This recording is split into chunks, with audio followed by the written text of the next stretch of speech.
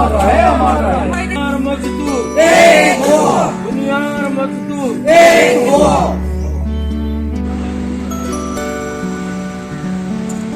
ସ୍ୱାଧୀନତା ସ୍ୱାଧୀନତା ପୂର୍ବରୁ ଶ୍ରମିକ ମାନେ ଯାହା ହରେଇ ନଥିଲେ ସ୍ୱାଧୀନତା ପରେ ଆଜିକା ଦିନରେ 2024 ଶ୍ରମିକ ତାର ସବୁ କିଛି ହରେଇଛନ୍ତି। ଶ୍ରମିକର ଯେଉଁ 39ଟା ଆଇନ ଥିଲା, ଶ୍ରମିକ ପାଇଁ ସତ୍ତା ଥିଲା, ସୁରକ୍ଷା ଥିଲା, 2018 2014 ପରେ ମୋଦି ସରକାର ଆସିଲା ପରେ ତା ସୁରକ୍ଷା ସତ୍ତା ସବୁ ହଟେଇ ଶ୍ରମିକ ପାଇଁ ଆଜି କିଛି ବି ନାହିଁ।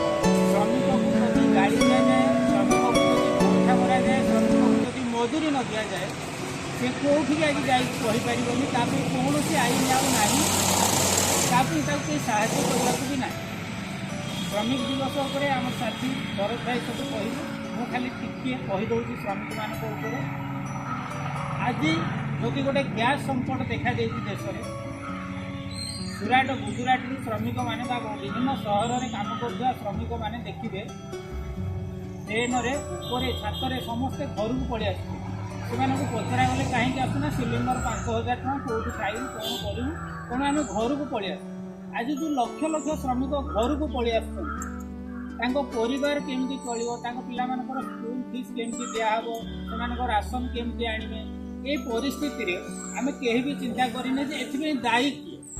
ଆପଣମାନଙ୍କୁ ଯଦି ପଚରାଯାଏ ଆପଣମାନେ କହିବେ ଯେ ଗୋଟେ ଯୁଦ୍ଧ ଲାଗିଛି, ଯୁଦ୍ଧ ଯୋଗୁଁ এই ଅବସ୍ଥା। କିନ୍ତୁ ଆମେ କହିବୁ ବିଜେପି ସରକାର, ଏ ଯେଉଁ ସରକାର କ୍ଷମତାରେ ଅଛି ତା ଯୋଗୁଁ ହିଁ ଆଜି ଏ ଅବସ୍ଥା। ଆପଣମାନେ ପଚାରିବେ କେମିତି ଏ ଅବସ୍ଥା? ଯୁଦ୍ଧ ତ ବାହାରେ ଲାଗିଛି, ଆମ ଦେଶରେ ଲାଗିନି। ଆମେ କାହିଁକି ଏତେ ହଇରାଣ? ଆମ ପଡ଼ୋଶୀ ରାଷ୍ଟ୍ର ଶ୍ରୀଲଙ୍କା, ଆମ ପଡ଼ୋଶୀ ରାଷ୍ଟ୍ର ପାକିସ୍ତାନ, ନେପାଳ, ଚାଇନା, ଏମାନଙ୍କର ତ କିଛି ଗ୍ୟାସ୍ ସଂକଟ ନାହିଁ। ଆମ ଦେଶରେ କାହିଁକି ଗ୍ୟାସ୍ ସଂକଟ ଦେଖାଯାଇଛି? ଯୁଦ୍ଧ ତ ଅନ୍ୟ ଦେଶରେ ହେଉଛି।